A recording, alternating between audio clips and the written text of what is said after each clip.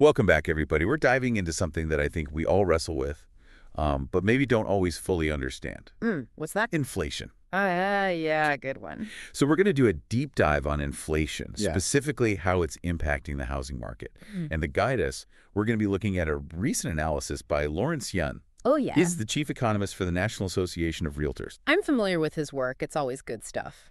Yeah, and this analysis is called Instant Reaction, Inflation, November 13, 2024. So it's pretty recent. Very timely. So we're working with the latest insights here. And one of the first things that Yun reveals is that consumer price inflation hit 2.6% in October 2024. Okay. Now, if we think back 2 years ago, I mean, remember those scary 10% inflation rates? Yeah, absolutely. This 2.6% feels like a big relief for It definitely shows inflation cooling down. Yeah. Right. Which is good. But there's a little detail in here that has economists kind of talking. Okay. Because this 2.6%, it's actually up from September's 2.4%.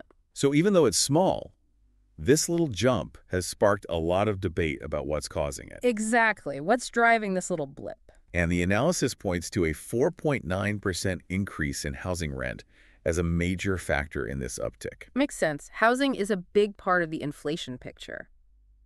But here's where I get a little confused.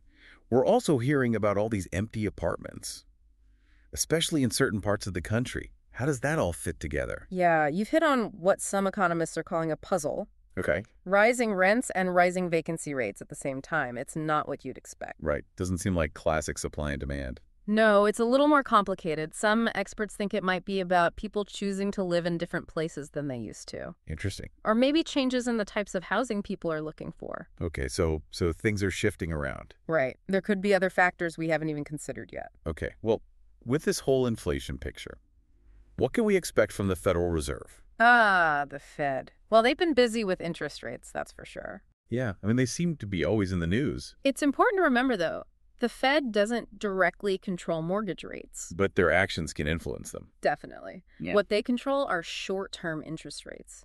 Basically what banks charge each other for loans. Right, and then those changes end up affecting us regular folks when we take out mortgages or other kinds of loans. Exactly. So right now, since inflation seems to be stabilizing, some economists think the Fed might keep cutting those short-term rates. Makes sense.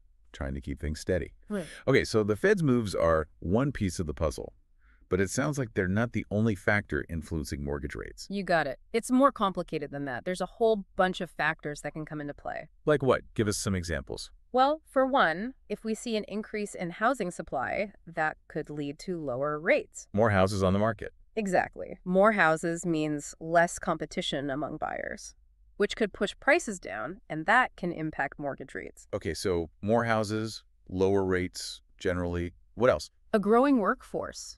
Huh. How does that play into it? More people working means more potential homebuyers, increases demand, and that can prevent rates from dropping too low. Keeps things balanced. Well, More houses and more workers. Anything else? energy prices. If those keep declining, especially oil, that could also contribute to lower rates. So more houses, more workers, and cheaper energy. Those all sound like good things if you're looking to buy a home. Right. Good for buyers. But there are also factors that could push those rates up. Oh, of course. There's always two sides to the coin. What are some of the things that could make rates go higher? Tariffs, for instance. Oh, yeah, those trade disputes we were hearing so much about a few years back. Yep, those. They increase the cost of imported goods. And that increased cost can find its way to consumers and contribute to inflation. Right, and when inflation goes up, interest rates usually follow suit. Exactly. Yeah. Because the Fed might step in and raise those short-term rates to try and slow things down again. It's all connected. It's like a big web. Okay, tariffs. What else could push rates up? Government spending. Specifically, budget deficits. Oh. Think about it like your own personal budget. You spend more than you earn, you end up in debt. Right. Been there. Well, countries can do the same thing, and that national debt can actually influence interest rates. So the more debt a country has, the more likely it is that interest rates, including mortgage rates, will go up. It's a definite possibility. And that brings us to something interesting that Yun mentioned in his analysis. Okay, what's that? He talked about President Trump's stance against tax increases. Right, he's been pretty vocal about that. And the report suggests that if tax increases are off the table, the only way to really control the deficit might be through spending cuts. Spending cuts. That always sounds easier said than done. It definitely can be, and this is where things get really interesting, because recently, a bit of an unexpected player has entered the scene when it comes to government spending. Okay, I'm intrigued. Who is it? Elon Musk, Wait, Elon Musk. The Tesla and SpaceX guy. the one and only. What does he have to do with government spending? I'm lost. Well, remember that massive infrastructure bill the government put through a while back? Yeah, it was a huge deal. Right, and to make sure all that money was being used wisely, they created a new oversight committee. Makes sense. Needed some accountability. Exactly. And they chose Elon Musk to lead it. Wow. That's a bold move. It definitely raised some eyebrows. A lot of people wondered if a tech entrepreneur like Musk had the right experience to oversee something like this. Yeah, it's a pretty different world from Silicon Valley. But the administration was looking for someone outside the usual political circles, someone with a proven track record of innovation and efficiency. So they saw Musk as someone who could bring a fresh perspective, shake things up a bit. Exactly. They liked his experience managing huge projects at companies like SpaceX and Tesla, projects that involved lots of moving parts, tight deadlines, and of course, big budgets. So they figured if he can handle all that, maybe he can handle the government's budget too. Something like that. It's still pretty early, but from what I've heard, he's been diving right in, working with all sorts of people, from contractors and engineers to community groups. Wow, he's really taking it seriously. I'm impressed. He's even been using social media to get public feedback on how to improve government spending. Okay, that's actually a smart move. He knows how to use social media to get people talking. Yeah. But bringing it back to our main topic, what kind of impact could this have on inflation? Well, that's the million-dollar question. If Musk can find ways to streamline spending and cut waste, it could help control the deficit. Right, and a smaller deficit could mean lower interest rates, including mortgage rates. Precisely. So, in theory, a more efficient government could help keep costs down for everyone. That would be amazing. But let's be realistic, government bureaucracy is notoriously slow-moving. I mean, do you really think he can make a difference? Honestly, it's hard to say. It's definitely a long shot, but I think it's a development worth watching.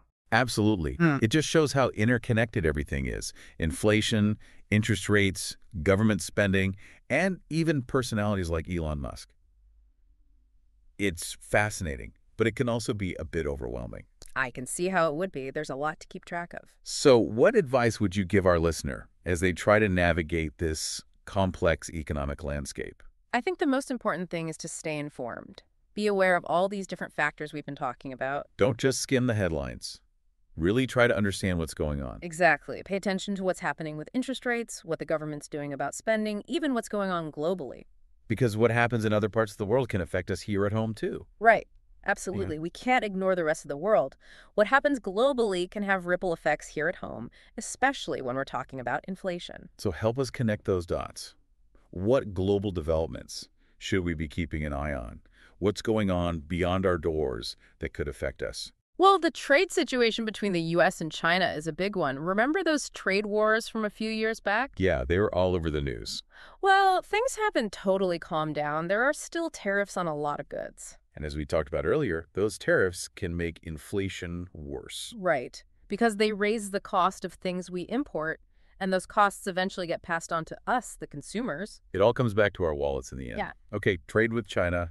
What else should we be watching globally? The energy market. We've seen oil prices drop quite a bit over the past year or so, which has helped to keep inflation down. That's good, right? It is. But OPEC, the Organization of the Petroleum Exporting Countries, is starting to talk about cutting production. Oh, okay. And if OPEC cuts production, that means less oil on the market, which could push prices back up.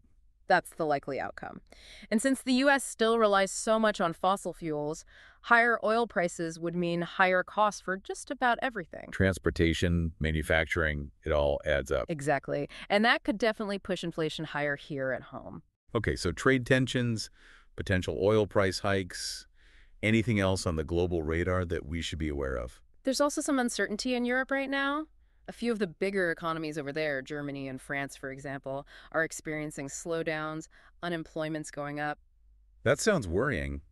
How could that affect us here in the U.S.? Well, if Europe slows down, it could impact the whole global economy. Trade might suffer, investments could dry up, and even consumer confidence could take a hit. All of that could eventually ripple back to the U.S. So we get these trade tensions, possible oil price increases, and economic uncertainty in Europe.